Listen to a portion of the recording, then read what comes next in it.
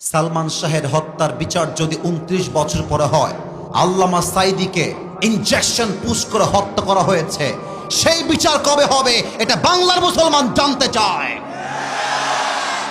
সালমান শাহের দিকে তাকাও, মারছে কে? ওর বউ তারে মারছে। বাবুরা, নারী জাতি সম্মানের জাতি, মায়ের জাতি, সম্মান করবা, বাট বিশ্বাস সব নারীকে করতে গেলে বাস খাবা, আর কিছুই খাবা না। আর একটা কথা মাথায় রাখবা, বেশিরভাগ নারী নষ্ট হয় মায়ের জন্য। মা নষ্ট, মেয়ে নষ্ট। মা ভালো, মেয়ে ভালো। যত মেয়ে নষ্ট হয় দেখবা খবর নিয়ে ওর মাও নষ্টা, মেয়েও হয়েছে নষ্টা, ঠিক কিনা বলো? আর নারীরা মিথ্যা বলতে পারে খুব সাজিয়ে, আমি তোমাকে ছাড়া বাঁচবো না, তোমাকে ছাড়া আমি মরে যাব। আরে বাবু, दाल में कुछ काला तो जरूर है, धोखे में पड़ना नहीं है, ये जिंदगी अपना जिंदगी है, किसी लड़की के लिए अपनी जिंदगी बर्बाद हो जाएगा ये तो नहीं हो सकता मेरे दोस्त।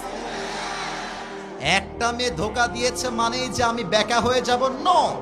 আরে ওর জন্য একটা বিয়ে জায়েজ, আমার জন্য 4টা বিয়ে জায়েজ। ও একটা করবে, আমি 4টা করে দেখায় দিব, বড় টাইম নাই।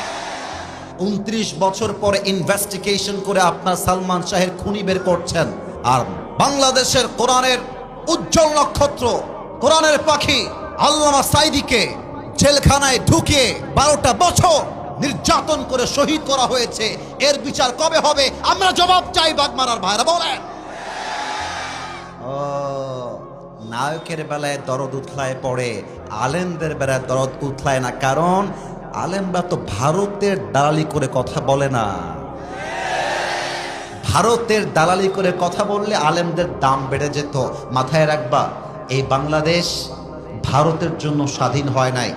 এই বাংলাদেশ স্বাধীন হয়েছে মায়ের ইজ্জতের বিনিময়ে। এই বাংলাদেশ স্বাধীন হয়েছে হাজারো যুবকের বুকের তাজা রক্তের বিনিময়ে। এই বাংলার একটা মাটিও আমরা ভারতের জন্য ছাড়তে রাজি না।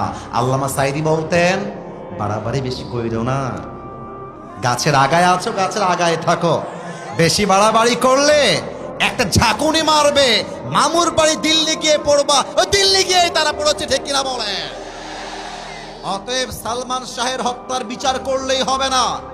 আমার এই বাংলার মাটিতে যত আলেমকে গুম করা হয়েছে, যত আলেমকে নির্বিচারে হত্যা করা হয়েছে, প্রত্যেকটা হত্যাকারীকে বাইতুল মুকাররমের সামনে দাঁড়িয়ে ফাঁসির কাস্টে ঝুলিয়ে হত্যার রায় পাশ করতে হবে। হাত তুলে বলো সবাই, ঠিক কিনা?